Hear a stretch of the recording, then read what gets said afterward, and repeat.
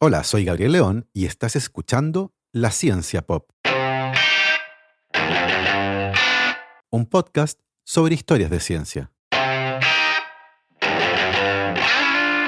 La historia de hoy comienza con una ley que buscaba proteger a los animales, pero que de manera paradójica terminó siendo una condena de muerte para un animal en particular, uno que además fue domesticado como mascota y que de manera inesperada terminó como modelo de estudio científico, uno que se ha utilizado para una enorme cantidad de experimentos, incluyendo un estudio que las hizo pasar del cielo al infierno.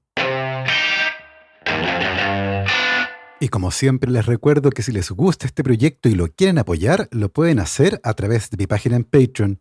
Para eso vayan a www.patreon.com/lacienciapop y se pueden inscribir para hacer un aporte mensual a este podcast.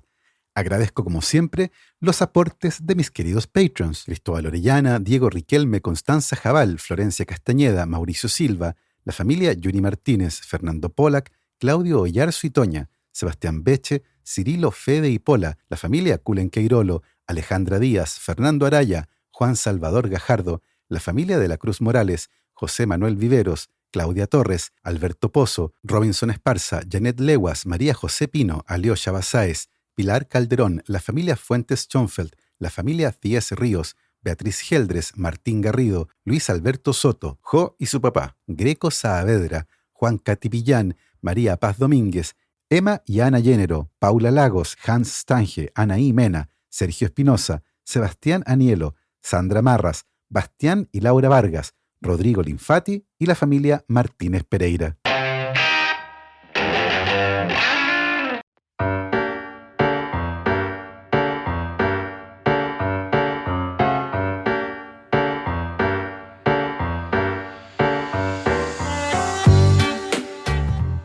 En 1822, el Parlamento del Reino Unido promulgó una ley que prohibía el maltrato del ganado y que regulaba varios aspectos de la cría de vacas y otros animales.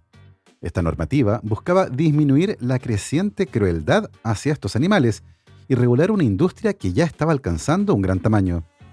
En 1835, esa ley fue enmendada y se agregaron varios artículos que, entre otras cosas, buscaban prohibir las muy populares peleas de animales, en las que toros, perros, osos, gallos y tejones eran puestos a pelear hasta la muerte en recintos especialmente acondicionados, en los que los espectadores podían disfrutar del sangriento espectáculo, dando de paso lugar a un lucrativo negocio de apuestas. Así, la ley no solo buscaba regular mejor las prácticas de la industria ganadera, sino que además buscaba proteger a los animales de estos horrendos espectáculos de peleas sangrientas, y de paso sirvió de impulso para crear refugios para animales, hospitales veterinarios y generar conciencia sobre la necesidad de un trato más humanitario a los animales. Si bien la ley prohibía explícitamente las peleas de perros y gallos, la fiscalización era compleja y por lo tanto debieron pasar varios años para erradicarlas, al menos en el Reino Unido. Los amantes de las peleas de animales y aquellos que apostaban en este cuestionable pasatiempo muy pronto descubrieron que la ley de 1835 no decía nada sobre las ratas, animales que incuestionablemente eran considerados como plaga, por lo que a partir de 1835 hubo un auge en este tipo de peleas de animales. En estas peleas, usualmente se liberaba un número determinado de ratas en un espacio cerrado, y luego se ponía en ese mismo espacio a un perro, el que debía matar a todas las ratas en el menor tiempo posible mientras era cronometrado por 2 jueces. El perro ganador se llevaba un premio en dinero y quienes asistían a este tipo de peleas también podían apostar, por lo que las peleas de ratas, como se les conocía, se convirtieron en un muy lucrativo negocio que tenía 2 protagonistas muy importantes: los perros y las ratas. Los perros más adecuados para cazar ratones en estos sanguinarios espectáculos resultaron ser los terrier, perros que históricamente han sido criados para cazar animales pequeños, como liebres y conejos, y que gracias a la cría selectiva para cuidar bodegas y establos, habían adquirido una gran fama. En España, por ejemplo, estaba el ratonero bodeguero andaluz, una raza de perro terrier particularmente adecuada para la caza de ratones, y que cuando llegó a Chile a mediados del siglo XIX, fue cruzado con perros locales de pedigrí indeterminado, una crianza que con el paso de los años dio lugar al terrier chileno, la primera raza de perro chileno y que quedó para siempre inmortalizado en la cultura popular gracias a Washington, el perro del popular personaje Condorito. En el caso de los perros que participaban del sangriento espectáculo de matar ratas, uno de los más famosos fue Billy, un Bull Terrier que era hijo y nieto de perros famosos y preciados, y que tuvo una larga carrera en el mundo de las peleas de ratas, llegando a establecer un récord de 100 ratas aniquiladas en 5 minutos y 30 segundos, marca que ningún otro perro pudo superar en 4 décadas. En alguna de sus peleas, una rata le mordió un ojo a Billy, dejándolo tuerto, lo que no fue impedimento para que el perro siguiera siendo utilizado para estas peleas hasta que se retiró cuando ya estaba muy viejo y solo le quedaban 2 dientes. En el caso de las ratas que se usaban en las peleas de la época de la Inglaterra victoriana, estas eran las típicas ratas cafés, la rata común, rata de alcantarilla o rata noruega. Este último nombre viene directamente del nombre binominal de la especie en latín, Ratus norvegicus, un nombre que de manera incorrecta sugiere un origen nórdico para esta especie. Hoy sabemos que estas ratas muy probablemente son originarias de Asia, y el nombre de la rata noruega obedece al hecho de que en el siglo XVII se sospechaba que habían llegado desde ese país a la isla de Gran Bretaña en barcos que traían diferentes mercancías. Se trata de una especie de rata grande, cuyo cuerpo, sin contar la cola, puede llegar a medir entre 15 y 30 centímetros. Grande. Son animales muy ágiles y que suelen vivir en los lugares donde hay humanos, porque donde hay humanos hay comida. Y si bien las ratas eran abundantes en la Inglaterra victoriana, no llegaban solas a las peleas de ratas. Alguien tenía que cazarlas y llevarlas. Ese era el trabajo de Jack Black. I'm an overweight middle-aged man. No el actor, otro Jack Black. El periodista inglés Henry Mayhew se interesó por la vida de los pobres en el Londres de mediados del siglo XIX y publicó varios artículos al respecto en un periódico llamado Morning Chronicle, artículos que más tarde compiló en un libro de 3 volúmenes titulado El trabajo y los pobres de Londres, y que publicó en 1851. En ese libro, Mayhew entró en detalles profundos sobre los oficios, hábitos y vida doméstica de las miles de personas que trabajaban en las calles de Londres de mediados del siglo XIX. Gran parte del material comprende entrevistas detalladas en las que las personas describen con franqueza sus vidas y trabajos. Entre todas esas personas, probablemente una de las más interesantes sea una llamada Jack Black, un hombre que se presentó como destructor de ratas y topos al servicio de su majestad, y que le contó al periodista de manera casi risueña la sucesión de infecciones casi fatales que había sufrido por las mordeduras de los roedores.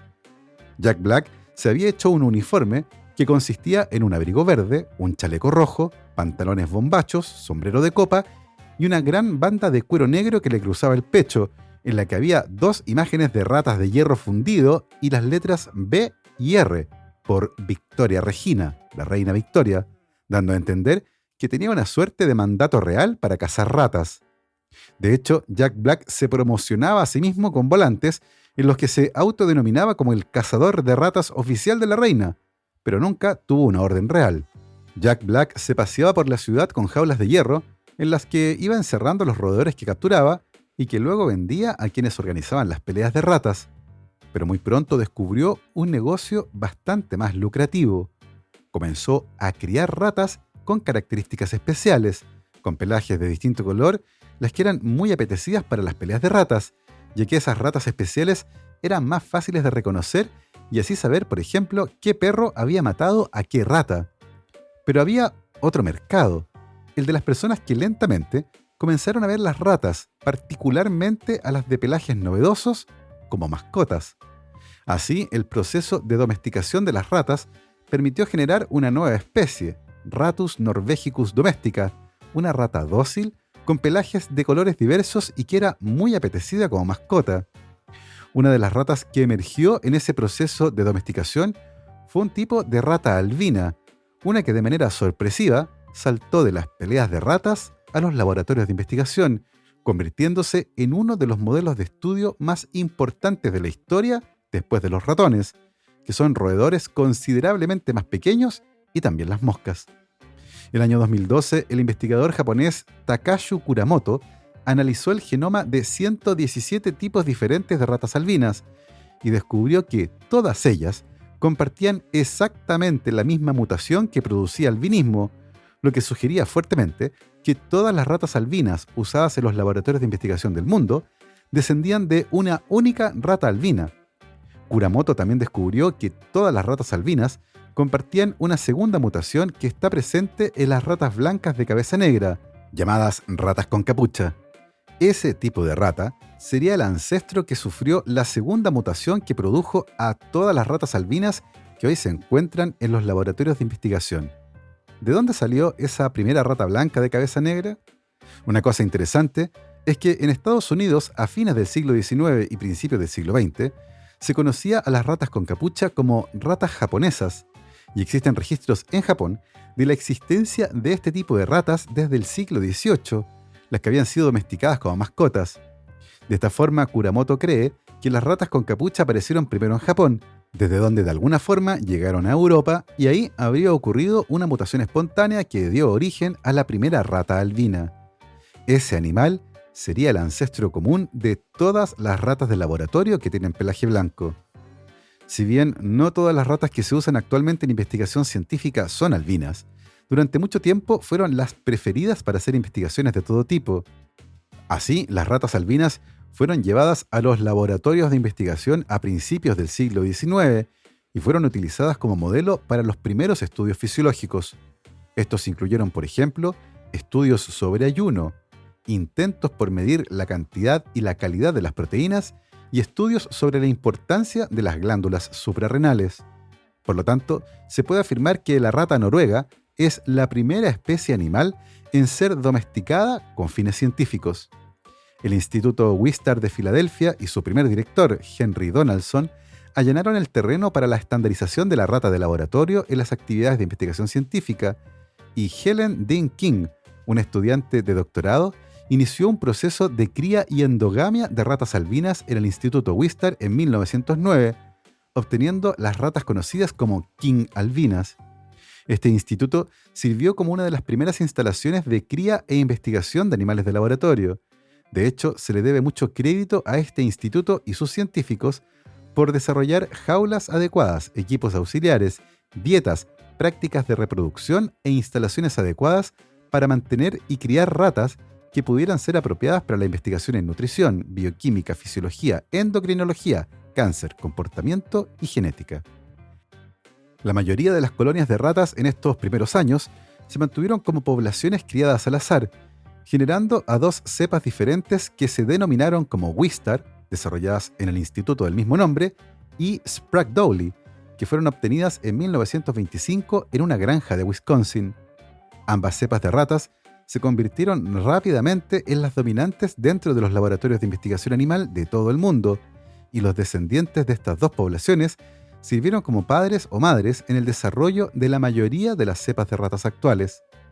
Sin embargo, hay una cepa que es menos conocida, la rata con capucha conocida como parr, y que puede considerarse como la cepa de rata más antigua del mundo, ya que una colonia de estas ratas fue establecida en el Jardín de las Plantas de París en 1856. Este jardín botánico, fundado en 1635, se convirtió en un museo de historia natural en 1793, con plantas y animales vivos en exhibición. La colonia de ratas criada ahí sirvió como fuente de alimento para los reptiles y se mantuvo como una colonia cerrada incluso hasta la actualidad. Así, la vida de las ratas, despreciadas como plagas, envenenadas, perseguidas, masacradas por perros y devoradas por serpientes, pareció tener un respiro cuando un curioso experimento a mediados del siglo XX las puso en lo más parecido que existe a un paraíso para ratas. Pero esa parte de la historia se las contaré después de esta pausa. La economía colaborativa está cambiando el mundo.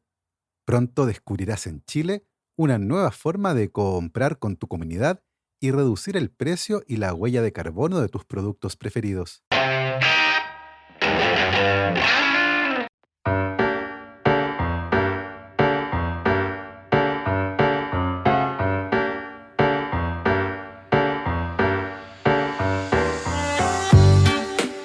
John Calhoun nació en 1917 en un pequeño pueblo de Tennessee, Estados Unidos, y desde niño mostró un gran interés por el mundo natural, lo que, entre otras cosas, hizo que se uniera a un club ornitológico y que publicara un pequeño estudio sobre el comportamiento de las aves en una revista local cuando tenía solo 15 años. Decidido a seguir una carrera científica y pese a la oposición de su padre, que no quería que se fuera muy lejos a estudiar, Calhoun se fue a la Universidad de Virginia, a 1000 kilómetros de su casa, a estudiar biología, y en 1943 obtuvo su doctorado de la Northwestern University en Chicago, estudiando el comportamiento de las ratas noruegas albinas. Luego de trabajar de manera temporal en varias facultades de biología, en 1946 Calhoun se trasladó a la Escuela de Higiene y Salud Pública de la Universidad Johns Hopkins. En ese lugar, sus habilidades en la captura y recolección de animales fue muy útil para el censo norteamericano de pequeños mamíferos. Tal vez inspirado por ese proyecto y su experiencia pasada trabajando con ratas, Calhoun ideó un nuevo proyecto, uno muy especial y que tendría resultados sumamente interesantes. Pero como era un proyecto algo incierto y no muy costoso, decidió hacerlo por su cuenta. En marzo de 1947 habló con su vecino, que tenía un establo desocupado en el patio de su casa, y le pidió permiso para construir ahí un recinto especial para alojar a algunas ratas de laboratorio. Calhoun recordaría más tarde que su vecino probablemente pensó que pondría ahí algunas jaulas para mantener unas pocas ratas, pero Calhoun construyó un corral de 1000 metros cuadrados que él llamó una ciudad para ratas, y cuyos primeros habitantes fueron 5 ratas hembra preñadas. Calhoun calculó que el hábitat era suficientemente grande para acomodar hasta 5000 ratas y esperó que el tiempo hiciera lo suyo. Contra todo pronóstico, la población de ratas se estabilizó en 150 animales y a lo largo de los 2 años en los que Calhoun vigiló el experimento, la población de ratas nunca superó los 200 individuos. Que nunca se alcanzara el máximo predicho por Calhoun no debería ser una sorpresa. 5000 ratas en 1000 metros cuadrados estarían muy apretadas e incómodas, y en la práctica cada rata tendría para sí misma un área de solo unos 20 metros cuadrados. Sea como fuere, una población de solo 150 habitantes parecía sospechosamente baja. ¿Qué había pasado? ¿Por qué la población no siguió creciendo? Entre 1958 y 1962, cuando ya trabajaba en el Laboratorio de Psicología del Instituto Nacional de Salud Mental, Calhoun repitió el experimento en varios hábitats especiales que él llamaba universos de roedores, especialmente construidos para que las ratas pudieran vivir ahí con la mayor comodidad posible y para que Calhoun las pudiera observar desde arriba, ya que tenían techos de vidrio. Calhoun describió estos universos experimentales como utopías de ratas, hábitats en los que todas las necesidades de estos animales, casa, agua y comida, estaban satisfechas y sin la presencia de enfermedades o depredadores. El paraíso de las ratas. La única restricción que Calhoun impuso a su población de ratas fue la del espacio, y a medida que la población creció, esto se volvió cada vez más problemático. Mientras los distintos universos se llenaban de animales, lentamente la utopía de las ratas se convirtió en un infierno. Los machos dominantes se volvieron extremadamente agresivos y algunos se organizaron en grupos atacando a las hembras y a los jóvenes. Los comportamientos de apareamiento se interrumpieron. Algunas ratas machos se volvieron violentas e hipersexuales, tratando de montar cualquier rata que encontraran. Las ratas hembra descuidaron a sus crías, no mostraban ningún interés por construir nidos adecuados e incluso atacaban a sus crías. En ciertas secciones de los hábitats, la mortalidad infantil aumentó hasta un 96%, y las ratas muertas eran canibalizadas por las ratas adultas. Muchas veces los animales más jóvenes se aislaban, sobreviviendo en el sentido físico, pero con un inmenso costo psicológico. Estas ratas constituían la mayoría de la población en las últimas fases de crecimiento y habitualmente se apiñaban en el centro de los corrales. Incapaces de reproducirse, la población se desplomó y no se recuperó. Las ratas, enfrentadas a la falta de espacio, acorraladas y agobiadas por la enorme densidad de esta ciudad en teoría utópica, habían perdido completamente la capacidad de coexistir de manera armónica, incluso después de que el número de habitantes cayera a niveles bajos. A una cierta densidad, habían dejado de actuar como ratas y el cambio era permanente. Calhoun bautizó a este fenómeno como sumidero del comportamiento. Calhoun publicó los resultados de sus primeros experimentos con las ratas en el Laboratorio de Psicología del Instituto Nacional de Salud Mental en una edición de 1962 de la revista Scientific American. Ese artículo, titulado Densidad de población y patología social, se convirtió en uno de los trabajos más influyentes de su área. Desde entonces, ha sido incluido como uno de los 40 estudios que cambiaron la psicología. Al igual que los perros de Pavlov o las palomas de Skinner, las ratas de Calhoun llegaron a asumir un estatus casi icónico como animales emblemáticos, ejemplo de las formas en que la experimentación conductual con animales podía dar luces sobre el comportamiento humano. El macabro espectáculo de ratas trastornadas por la alta densidad de sus ciudades en miniatura y las comparaciones inevitables con la vida humana en las grandes urbes densamente pobladas hicieron que los experimentos se adoptaran rápidamente como evidencia científica de la decadencia social. Referenciadas mucho más allá de los campos de la ecología y salud mental, las ratas de Calhoun han llegado a parecer parte del acervo cultural común, abreviatura de los problemas de aglomeración urbana, al igual que los perros de Pavlov lo fueron para el condicionamiento. Junto con su popularidad pública, los experimentos desempeñaron un papel crítico en el desarrollo de disciplinas y campos de investigación, tanto que el psicólogo y ecólogo humano Amos Hawley señalaría que el alcance de su influencia era en sí mismo un fenómeno curioso. Pronto volveremos sobre eso. John Calhoun prosiguió con este tipo de experimentos con ratas inicialmente y luego también con ratones, animales más pequeños para los que también construyó ciudades especiales. Uno de sus diseños, llamado Universo 25, consistía en una caja de 2,5 metros cuadrados, equipada con túneles de malla, pasillos horizontales y abundantes cajas nido, 256 en total.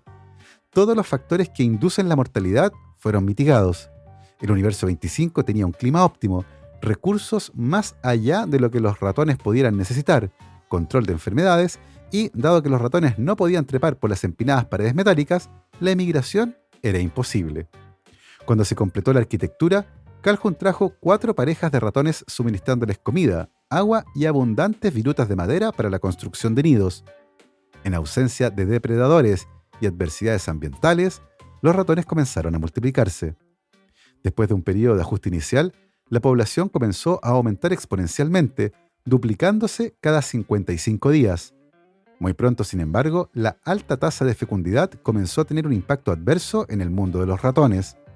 A medida que nacían más y más jóvenes, todos los nichos sociales llegaron a ser ocupados. Impedidos de encontrar un territorio propio, los ratones en exceso tuvieron que competir por roles dentro de un sistema superpoblado. Los machos que no lograron afirmar el dominio sobre su territorio comenzaron a retirarse de la interacción social. Se congregaban en grandes grupos cerca del centro del hábitat y exhibían un comportamiento letárgico. Los largos periodos de inactividad solían ser interrumpidos por episodios de violencia, en los que los machos retraídos se mutilaban brutalmente entre sí. Constantemente llamados a defender su territorio, los machos dominantes también estaban bajo un enorme estrés. Poco a poco, estos también comenzaron a perder su dominio, dejando a las hembras lactantes expuestas a la invasión del nido.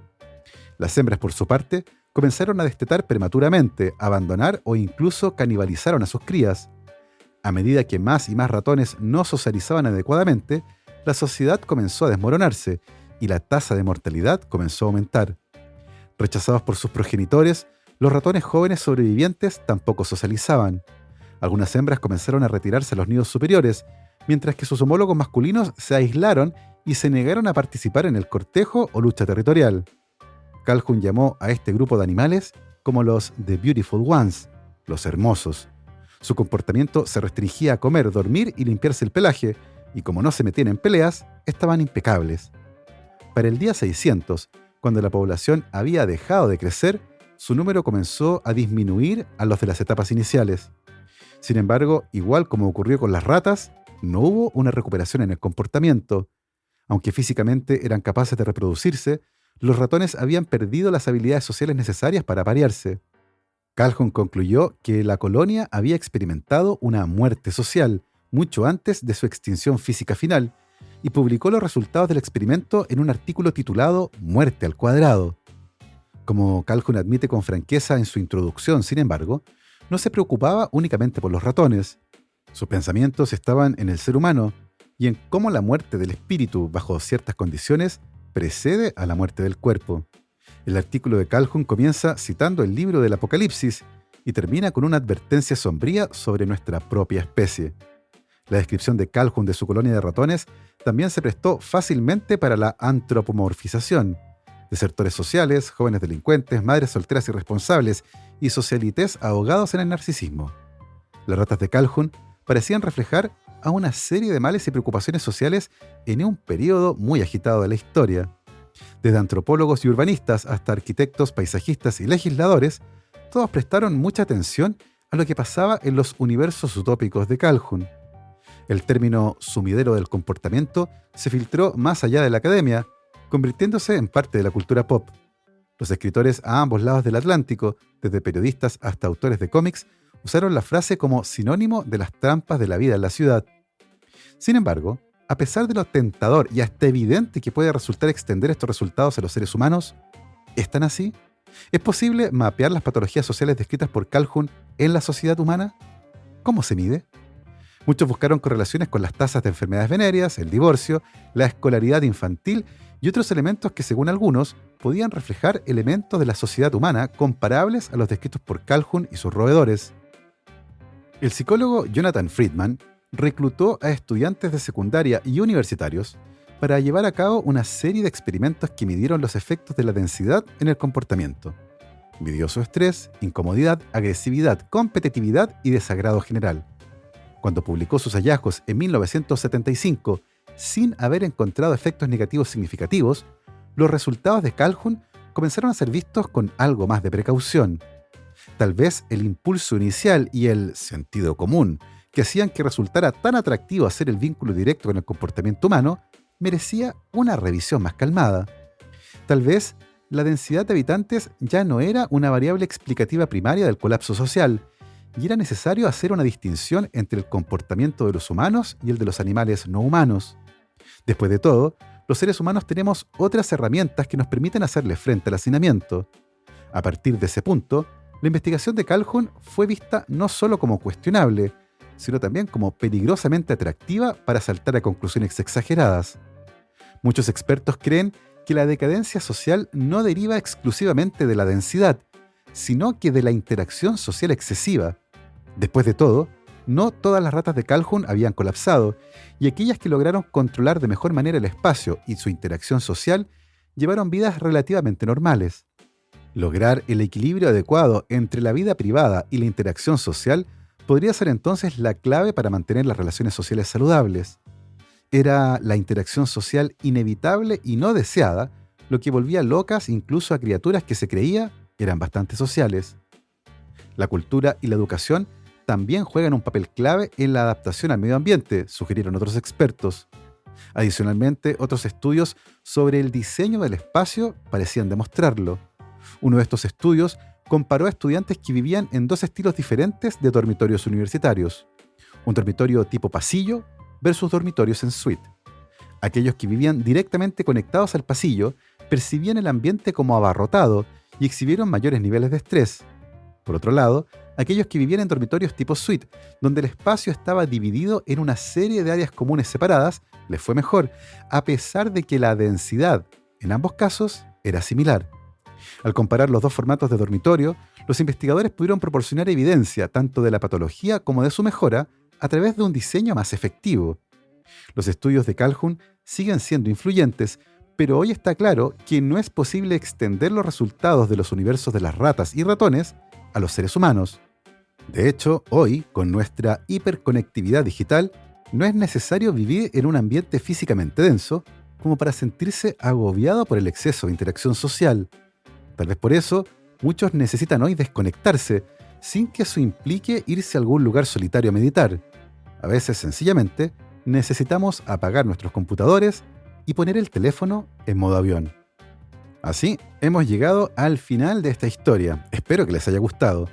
Yo me despido como siempre, saludando a mis queridos Patrons. Cristian Oteiza, Andrés Altamirano, Sebastián Toledo, Alberto Montt y Laura, Claudia D'Alenson, Diego Molina, Germaína Araya, Pedro Maldonado, Ana Lucía Luna, Romina Mattioni, Simón Castillo Riedemann, Diego Socias, Luciano Cisterna, Ricardo Yáñez, Fernando Montenegro, Matías Van der Straten, Francisco Soto, la familia Flores Noguer, Manuel Morales, Daniela Allendez, Fernando Rode, la familia Helfman von de Sauer, Giuseppe Carufo, David Pelao Pérez, Sebastián Umaña, Carolina Valle, Berurín Illeco, Michelle Baró, Cristóbal Muene, la familia Serpa Rebolledo, Pablo y Milesita Villalobos, Rosario Calderón, Pedro Castillo, Adrián Cataldo, el S Podcast, Keiichi Minamoto, José Luis Ulloa, Amanda Larraín, Marcela Martínez, Trinidad Santana, la familia Mateluna Morán, Cris, David Senger, David Poblete, María Soledad Neira, Giovanni Rosales y Olivia Artiga.